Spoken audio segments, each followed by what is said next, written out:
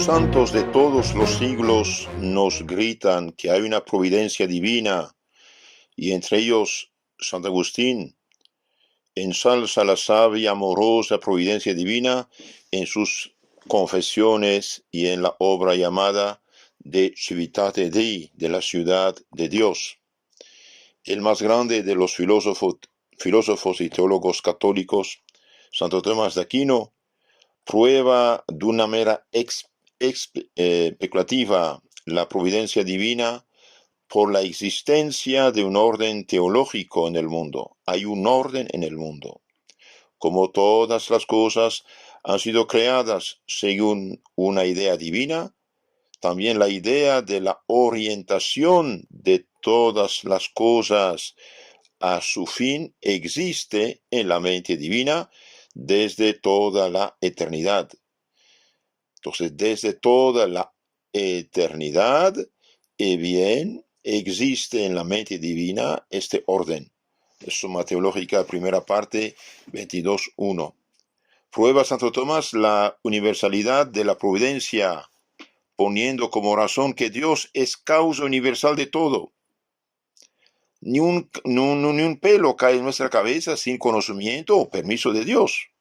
Entonces, Dios es la causa universal de todo.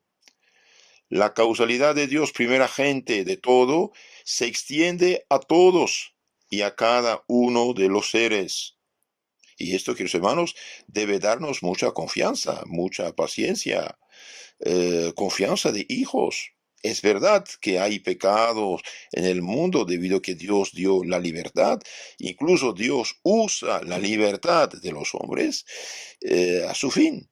Respeta su libertad, sí, pero Él guía las cosas, respetando su libertad, como guió la marcha del joven José, hijo de Jacob, hacia Egipto, respetando el orden o respetando la libertad mal usada de sus hermanos para llevarlo a ser gobernador general de Egipto. No olvidemos esto. Entonces, la causalidad de Dios, primera gente de todo, se extiende por un fin.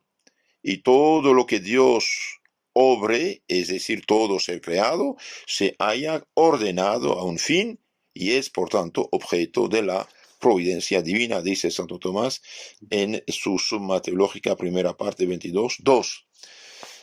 Ahora veamos la división de la providencia divina. ¿Cómo se hace esto? Según el objeto y el grado de la solicitud de Dios por las cosas, distinguimos una providencia general que se extiende a todas las criaturas, incluso a las irracionales, y una providencia especial cuyo objeto son todas las criaturas racionales, incluso los pecadores.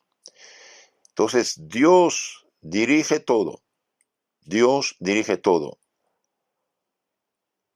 Es importante saber esto. Y hay una providencia especial cuyo objeto son todas las criaturas racionales, dijimos, incluso los pecadores, y una providencia especialísima que mira por los predestinados, los que irán con seguridad a la vida eterna. Según se lleve a cabo el plan eterno de la providencia divina, distinguimos entre providencia mediata e inmediata. En la primera, Dios se sirve del intermedio de causas creadas, causas segundas. Y en la segunda, Dios es quien realiza por sí mismo el plan de su providencia.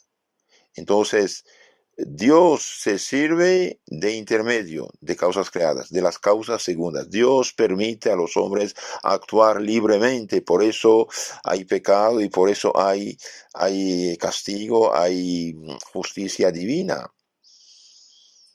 Según sea la acción de Dios, se distingue entre providencia ordinaria y extraordinaria. La primera consiste en que la acción ordinaria de Dios. La primera consiste en la acción ordinaria de Dios. La segunda en una intervención extraordinaria, como ocurre, por ejemplo, en los milagros, en las inspiraciones, en las definiciones infalibles de la fe. Por ejemplo, la conversión de San Pablo. La conversión de San Pablo es algo extraordinario. Cada convertido no ve a Cristo que lo derrumba de su caballo de orgullo. No, esto es extraordinario. Entonces hay providencia de Dios sobre todo.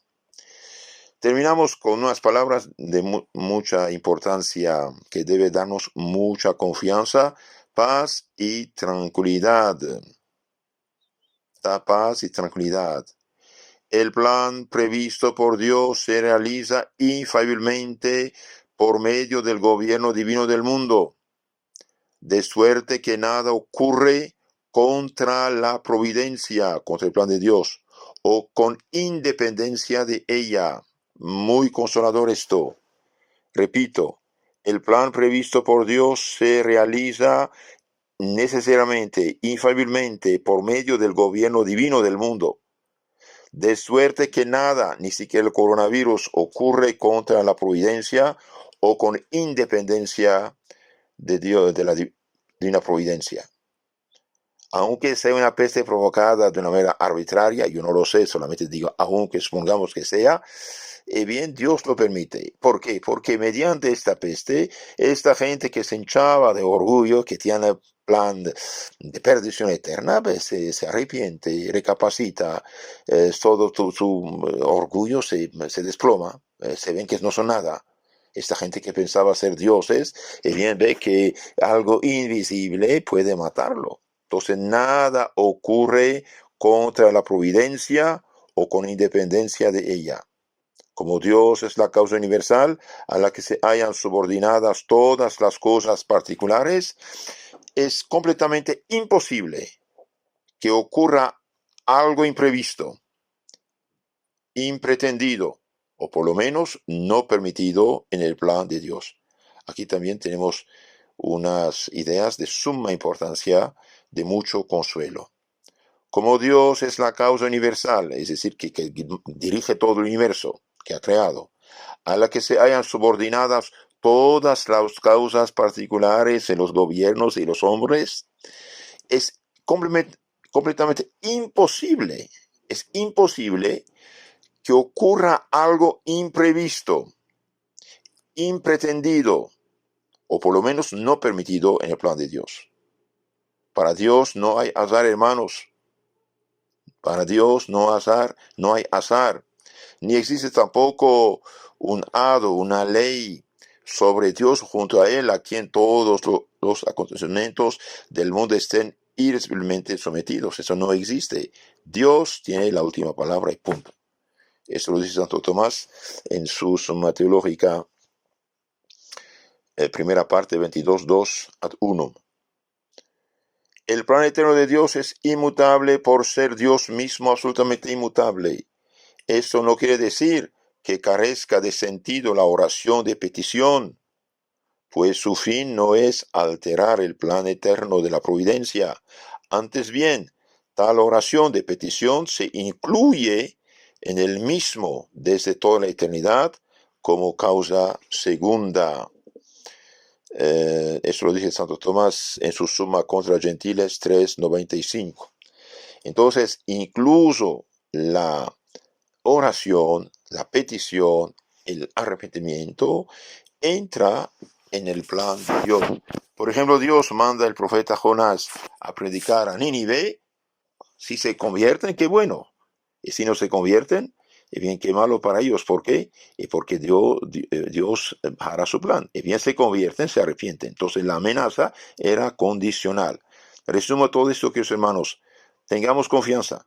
Arrepentimiento sí. Conversión sí. Confesión sí. Penitencia sí. Obras de caridad sí. Desánimo no. ¿Por qué? Porque Dios tiene la última palabra. Dios, siendo el creador, como dijimos, siendo la causa universal a la que se hayan subordinadas todas las demás causas particulares, es completamente imposible que ocurra algo imprevisto, impretendido o por lo menos no permitido por Dios. Para Dios el azar no existe, ni existe tampoco algo al lado de Dios que cause estas cosas. Dios es el creador, todopoderoso. Dios es el todopoderoso. Un día un pobre español que había leído libros malos protestantes que saben hacer dudar a la gente, con astucia, fue a ver a Santa Teresa de Ávila y presentó su situación, y la santa le dijo de rezar credo, y el otro empezó: creo en Dios Padre Todopoderoso. Dijo: basta, hasta ahí, Padre Todopoderoso. Si es todopoderoso, todo lo puede. Queridos hermanos, entonces confianza, oración, arrepentimiento, penitencia, y clamemos al cielo. Seamos honestos, si examinamos los 10 mandamientos, bien, hemos fallado en algo, o en muchos, o en todos a veces. Entonces el mundo actual necesita un poco ser sacudido para despertarse, convertirse, arrepentirse y salvarse finalmente, porque Dios no quiere la condenación, sino la salvación del pecador. Eso también es muy importante. Dios no quiere la condenación, sino la salvación de los hombres. Terminemos con unas palabras del Santo Evangelio. En San Juan 8:34 Jesús dice: en verdad les digo, todo el que comete pecado es esclavo. Es gravísimo esto. ¿Y cuántos pecados hoy se hacen en la sociedad, en las familias, en todos? San Pablo a los Romanos 6:12: no reine pues el pecado en su cuerpo mortal, de modo que obedezcan a sus apetencias. No ofrezcan sus miembros como armas, ni ofrezcan sus miembros como armas de injusticia al servicio del pecado, sino más bien ofrézcanse ustedes mismos a Dios como muertos retornados a la vida, y sus miembros como armas de justicia al servicio de Dios. Pues el pecado no dominará ya sobre ustedes, ya que no están bajo la ley, sino bajo la gracia. Y por gracia hoy, cuántos cristianos bautizados, hasta consagrados, están en mil problemas y pecados. Es algo impuro, es algo importante, es algo gravísimo esto. Isaías 64:5 dice: somos como impuros todos nosotros, como paño inmundo todas nuestras obras justas. Y en la primera carta de San Juan 3:8 dice: quien comete el pecado es el diablo, pues el diablo peca desde el principio. El Hijo de Dios se manifestó para deshacer las obras del diablo. Los hermanos, conversión, dije, arrepentimiento, obra de caridad, oración, confianza. Seguramente muchos que están en pecado mortal, bien se han rezado, se han repetido, se han confesado, o al menos hecho acto de contrición perfecta, y se salvarán por la eternidad. Entonces, confianza. Que Dios los bendiga.